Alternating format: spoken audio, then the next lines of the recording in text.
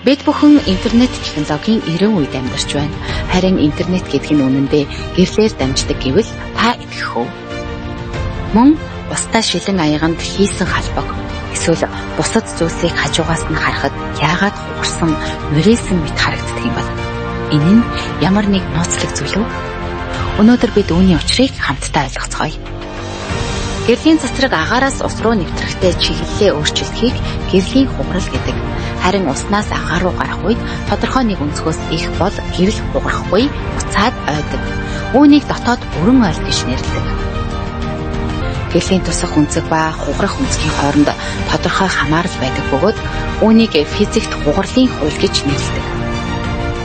Тиймээс дотоод бүрэн ойлт гэдэг нь гэрэл гадна гарч чадалгүй дотроо олон дахин ойж тархах үзэгдэл юм. Үүний ачаар бидний хэрэглэдэг интернет шилэн кабелаар гэрлийн хурдаар дамжиж байдаг.